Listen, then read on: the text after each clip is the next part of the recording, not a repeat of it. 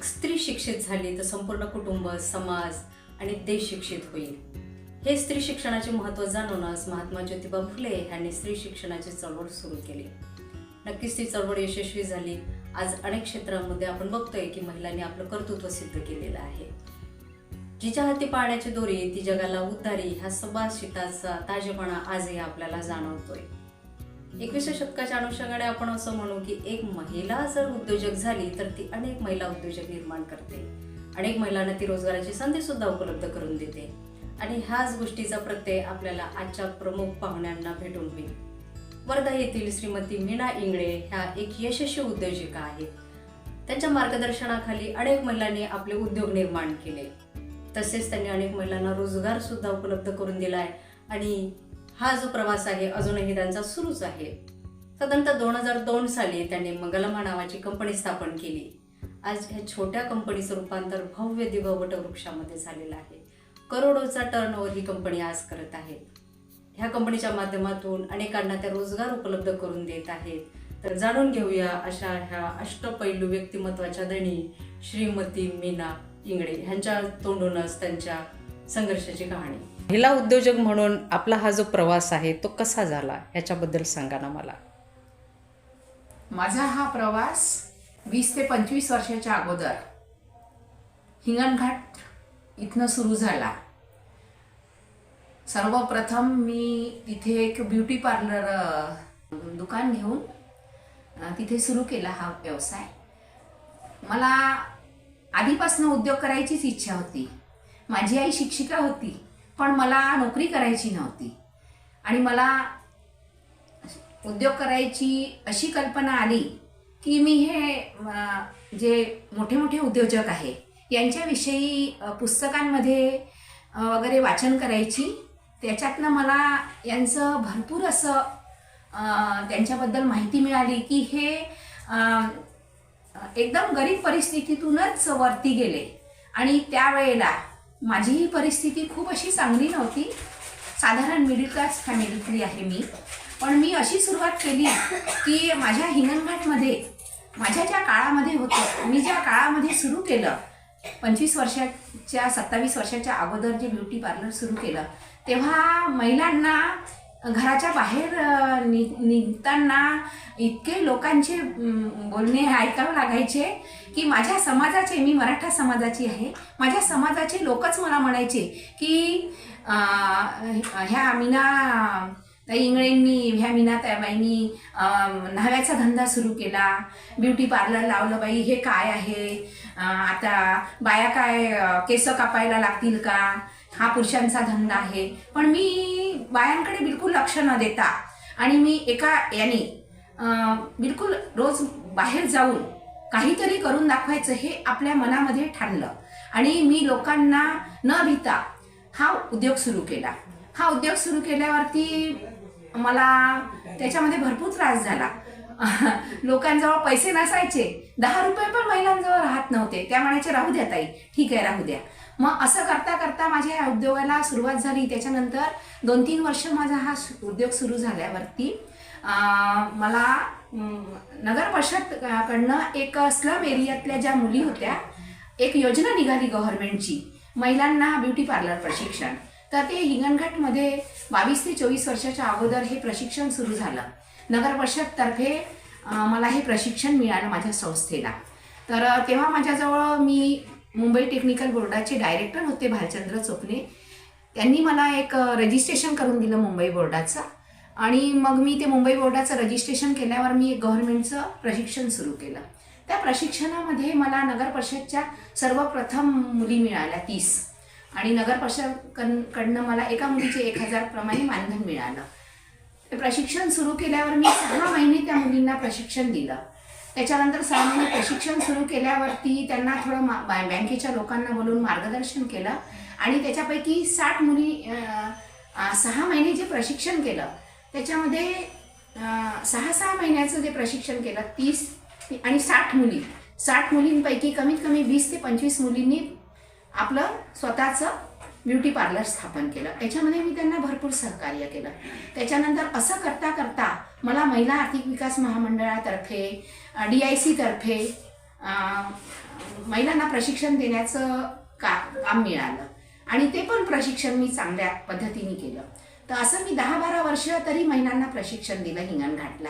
त्याच्यानंतर मग मी महिला आर्थिक विकास महामंडळाकडनं महिलांना उद्योजक प्रशिक्षण देणं सुरू केलं. त्याच्यामध्ये मी 6,940 महिलांना उद्योजक प्रशिक्षण दिलं. वर्धा जिल्हा, हिंगणघाट, वणी, मोठी वणी, यवतमाळ अशा अनेक ठिकाणी, चंद्रपूर अशा अनेक ठिकाणी काही लोकांनी पण मला याच्यात सहकार्य केलं. अशा ठिकाणी मी महिलांना प्रशिक्षण दिलं. 30 ते 40 महिलांना एका गटात, एक गटप्रमाणे असं महिलांना प्रशिक्षण देऊन प्रशिक्षित केलं. आणि त्याच्या माध्यमातून मग मला असं सुचलं की आता आपण हा ब्युटी पार्लरचं जे प्रशिक्षण सुरू केलं, ह्या महिलांना भरपूर महिलांनी सुरू केलं. तर त्याच्यामुळे मग मला हे मी देऊन दिलं दुसऱ्यांना चालवायला, महिलांना. आणि मी म्हटलं आता आपण काहीतरी मोठा उद्योग करायला पाहिजे. त्या माध्यमातून मग मी बचत गट स्थापन केले. अगदी सुरुवातीला बचत गट स्थापन केले तेव्हा बँकेमध्ये बचत गटांना बँकेचं सहकार्य नव्हतं. मग आमचं 2 उपाध्यक्ष, अध्यक्ष मी होती आणि एक उपाध्यक्ष, असं 2 महिला मिळून बचत गटाचं एक बँकेचं अकाउंट काढलं. मग त्या पहिल्यांदा आम्हाला 13 बचत गट मिळाले मला, माझ्या सुदामपुरी, हिंगणघाट अशा एरियातून. तर त्याच्यामधून मग मी बँकेचं एक अकाउंट काढून थोडासा उद्योग करून असा सुरू केला. सर्वप्रथम मी एक छोटंसं कांडप घेतलं आणि तिथे मी 2-3 महिला ठेवल्या मिरची निवडायला आणि हळद निवडायला. आणि मी खेड्यापाड्यातून हळद वगैरे घेऊन, मिरची घेऊन उद्योग सुरू केला. लघु उद्योगापासून मोठी कंपनी स्थापन करण्याची प्रेरणा आपल्याला कुठून मिळाली? प्रेरणा म्हणजे मोठे मोठे हे उद्योजक जे लोक होते ह्यांची प्रेरणा घेऊन मी आपला एक उद्योग छोटा सुरू आहे तो मोठ्या रूपात जर सुरू केला तर काही महिलांना रोजगार मिळेल व आपले मुलं जे बाहेर जाऊन नोकरी करतात तर आपण त्यांना जर सुरुवात करून दिली तर समोर आपल्याला याचा भरपूर फायदा होईल. हा एक विचार मनात आला व मी खादी ग्रामोद्योगचं प्रशिक्षण केलं. 20 ते 22 वर्षाच्या आधी खादी ग्रामोद्योगचं एक प्रशिक्षण केलं मी 15 दिवसाचं. त्याच्यामध्ये आम्हाला गृहउद्योगाबद्दल भरपूर माहिती मिळाली. शहद उद्योग, मिरची पावडर, हळद पावडर, मसाले याचं सर्व प्रशिक्षण दिलं त्यांनी आम्हाला. आवळा कँडी, कॅन्डल मेकिंग, अगरबत्ती, कपडा उद्योग ह्या सर्व माहितींसाठी आम्हाला दिल्लीवरून जे मोठे मोठे तज्ज्ञ आले होते शिकवण्याकरता त्यांचं एवढं आम्हाला सहकार्य मिळालं की आम्ही मोठा उद्योग सुरू करावा अशी माझी बिलकुल एक मनात ठाणलं मी. आणि मोठा उद्योग सुरू करण्याकरता मला जागा नव्हती. त्याच्यामुळे मी 2 वर्ष किरायानी जागा घेऊन हा उद्योग सुरू केला. मग याच्यामध्ये मला थोडं मुलांचं पण सहकार्य मिळालं. तर माझा मोठा जो मुलगा आहे सिव्हिल इंजिनियर आहे आणि लहान मुलगा जो आहे हा BCA झाला आहे. हे दोघं पण चांगल्या कंपनीमध्ये सर्व्हिसला असताना मी या दोघांना पण हाताशी घेऊन ही कंपनी स्थापन केली. या कंपनीचं रजिस्ट्रेशन केलं. मग मला एक नाव सुचलं की आपल्या कंपनीचं वेगळं काहीतरी नाव पाहिजे म्हणून मी मंगलामा नावाने ही कंपनी सुरू केली. मंगलामा नावाने कंपनी सुरू केल्यावरती मी याला 15 ते 20 लाख रुपये जवळून खर्च करून ह्या कंपनीला सुरुवात केली. नंतर मला गव्हर्नमेंटचं पण लोन मिळालं. मग मी मशिनरीज आणल्या सांगलीवरून. एक प्रोसेसिंग मशीन आणली, एक बॉयलिंग मशीन आणली, काही मशीन मी नागपूरवरून तयार करून घेतल्या, काही मशीन आम्ही वर्धेला पण तयार केल्या. आणि असं करून मग ही कंपनी मी सुरू केली. उद्योग क्षेत्रामध्ये जर काम करायचे आहे तर उद्योग हा आपल्याला मोठ्या इथनं सुरू करावा लागतो MIDCतून. त्यामुळे मग मी ही जागा घेऊन इथे बांधकाम करून ही सुरू केली इंडस्ट्री. आणि ह्या इंडस्ट्रीला आज माझ्या 13-14 वर्ष झाले आहे. इंडिया मार्टला माझी कंपनी जुळवण्यामध्ये माझ्या मुलांचं सहकार्य मिळालं आहे. इंडिया मार्टला ही कंपनी कमीत कमी 9-10 वर्षापासून जुळली आहे. आणि ह्या कंपनीचं इंडिया मार्टमधनं आम्ही एक बाहेर देशात पण सप्लाय करतो आहे. माझ्या कंपनीला आतापर्यंत 30 ते 40 अवॉर्ड मिळाले आहे मोठे मोठे. आणि मला पण महिला उद्योजक म्हणून एक मला दिल्ली सरकारकडनं अवॉर्ड मिळाला आहे. सावित्रीबाई फुले अवॉर्ड मिळाला आहे महिलांना प्रशिक्षण दिल्यामुळे. भरपूर ठिकाणी मला अवॉर्ड वगैरे मिळाले आहे. पण मला असं वाटते की माझ्यासारख्या कमीत कमी वर्धा जिल्ह्यात 100 ते 150 महिलांनी उद्योग टाकावा मोठा आणि त्यांना मी सहकार्य करीन. कारण मी एक उद्योजकिका आहे आणि मी त्यांना सहकार्य करीन अशी माझी इच्छा. ताई, आपल्या कंपनीकडनं कोणत्या कोणत्या कंपनींना माल जातो?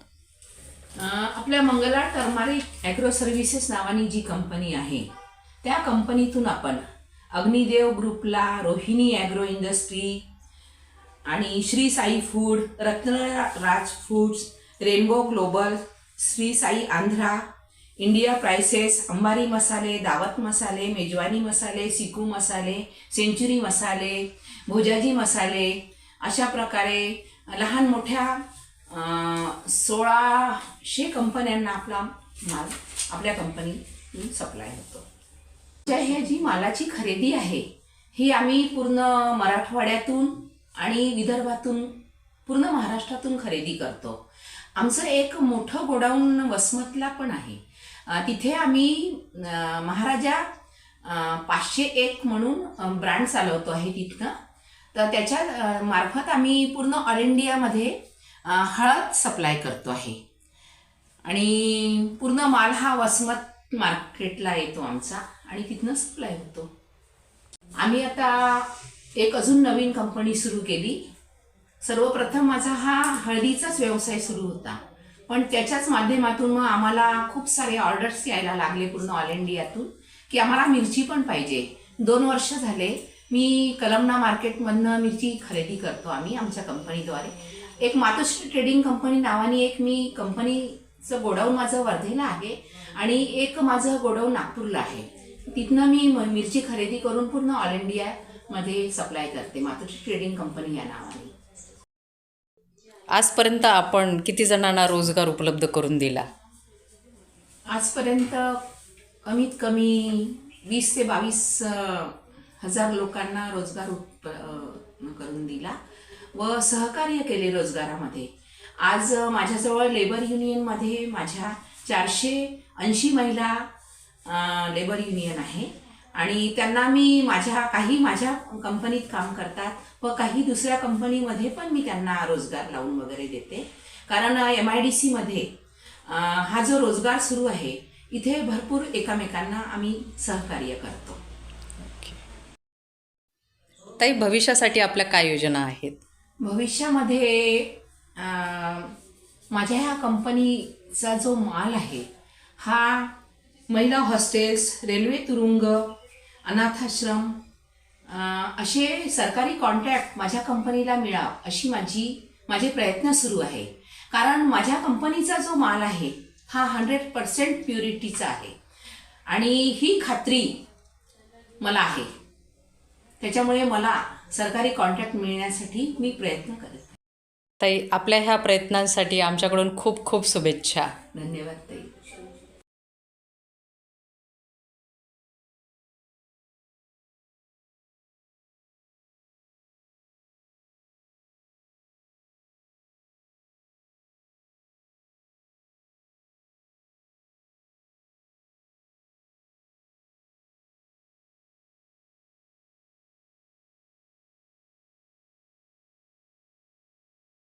नमस्कार दादा. नमस्कार. आपल्याकडे जी हळकंड येते त्याची हळद बनवण्याची जी प्रोसेस आहे ती आम्हाला जाणून घ्यायला आवडेल. आधी पहिलीची स्टेप जी आहे, आमच्याकडे हळद आली तर आम्ही ती आधी ग्रेडिंग करतो. ग्रेडिंग करणे म्हणजे काय करणे, जो माल असतो मालमध्ये सर्व प्रकारचे असतात. एकाच वेळेस सर्व गट्टू शेंग हे एकासोबत आले. त्याच्यानंतर आम्ही ग्रेडिंग करून त्याला सेपरेट करतो. सेपरेटमध्ये कांडी अडग वेगळी येते आणि गट्टू जो पार्ट तो वेगळा येतो. ती झाल्यानंतर आम्ही याच्यामध्ये पॉलिश करायला टाकतो. ही आमची पॉलिशर मशीन आहे. पॉलिश झाल्यानंतर ही आमची 20 ते 25 मिनटाची प्रोसेस असते. ही प्रोसेस केल्यानंतर त्याच्यानंतर आम्ही याला पावडरकरिता यूज करतो.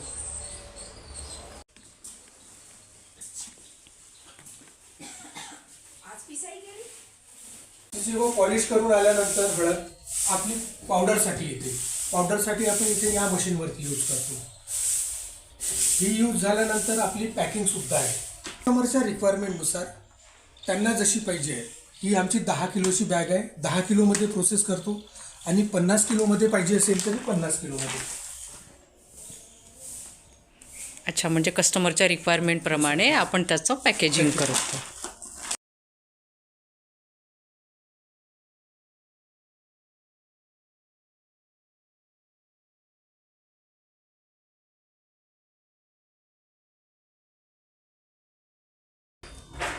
हळद पॉलिश केल्यावरती जे मटेरियल निघते पावडर, त्यापासून आम्ही कुंकू बनवतो.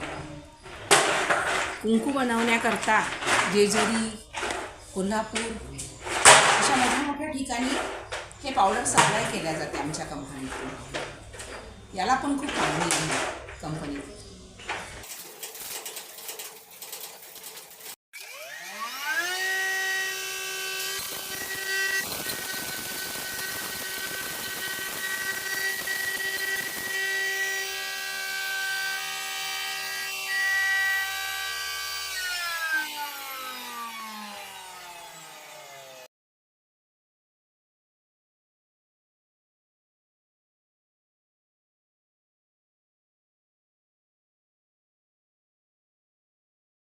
पॅकिंग करू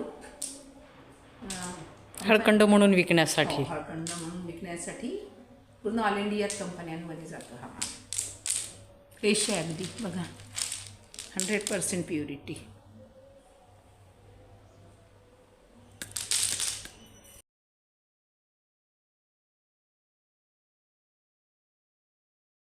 हा कोणता बटाटा आहे ताई? हा पंजाबवरून आलेला आहे हे बियाणं बटाट्याचं. हा बटाटा लाल मातीमध्ये होतो आणि वेफर्स, या बटाट्यापासून वेफर्स तयार होतात. अच्छा. आपल्याला हा वेफर्स कंपनीला सप्लाय करायचा आहे. आपण कमीत कमी 20 ते 22 एकरामध्ये हा लावला आहे बटाटा आणि आपल्याला ऑर्डर पण मिळाली आहे कंपनीमार्फत. वेफर्सच्या बटाट्याचं वैशिष्ट्य असं की त्याची जी छिलटा असतो, साल असतो, तो हां. खूप पातळ असतो. हो, बिलकुल खरं आहे. हा एक प्रयोग म्हणून इथे आपण लावलेला आहे. केरळच्या काही शास्त्रज्ञांनी हळदीच्या गुणवत्तेबद्दल प्रत्यक्ष भेट देऊन पाहणी केली. तब से वो अभी 6 साल से अल्ट्रा ही चलता है यहाँ पे, दूसरा बिकता नहीं कोई। ऐसा ही दिल्ली में 500 की बिकता है। 500 नाम ब्रांड 500 मुझे नहीं बिकेगा, 500 की बिकेगा। ब्रांड का 500, ब्रांड का बाबा 500 की बोलेगा वही बिकेगा दिल्ली में।